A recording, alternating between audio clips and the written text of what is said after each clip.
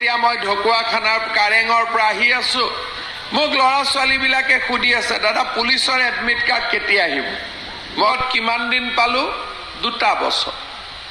আৰু এই 2টা বছৰৰ ভিতৰতে আমাৰ ৰাজ্যখনত কিমান ডাঙৰ কৰ্মযজ্ঞ আৰম্ভ হৈছে আপোনালোকে এবাৰ ভাবি চাব পাৰে ভুৱন গাম ডাঙৰীয়াই উল্লেখ কৰিছে যে 700 জনতকৈও অধিক লৰা ছোৱালীয়ে যোৱা 2টা বছৰত মাজুলীৰ পৰা চৰকাৰী চাকৰি পাইছে কোনো দালালক 1 টকা দিবলগীয়া হোৱা নাই বিনা পইচাত মেধাৰ ভিত্তিত চাকৰি পাইছে মই যেতিয়া প্ৰতিশ্ৰুতি দিছিলো যে 1 লাখ চৰকাৰী চাকৰি আমি দিম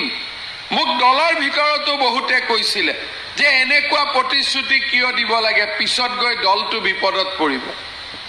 কিন্তু মোৰ মনত বিশ্বাস আছিল যে আমি দিব পাৰিম আজি 2 বছৰৰ ভিতৰত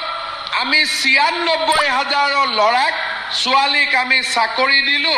এটাও কোৰ্ট কেছ নহল এটা দালালেও 1 টকা খাব নোৱাৰিলে নিকা পদ্ধতিত আজি 1 লাখৰ কম 4,০০০ কম ৯৬,০০০ লৰা ছোৱালীয়ে চৰকাৰী চাকৰি পালে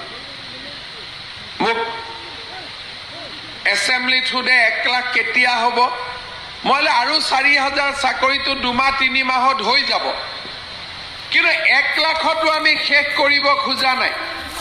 1 লাখৰ ওচৰ চপাৰ লগে লগে আৰু ৩৫,০০০ চাকৰি আজি আমি তাৰ বিজ্ঞাপন মুকলি কৰি দিছো আমাৰ যুৱক যুৱতীসকলৰ আশা যাতে ভংগ নহয় তেওঁলোকে যাতে আশাৰ পোহৰ সদায় দেখি থাকিব পাৰে আজি এতিয়া মই ঢকুৱাখানাৰ কাৰেঙৰ পৰা আহি আছো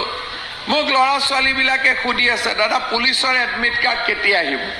মই কৈছো জুলাই মাহত আহিব চিন্তা কৰিব নালাগে তাৰমানে মানুহৰ মনত এটা অভূতপূৰ্ব পৰিৱেশৰ সৃষ্টি হ'ল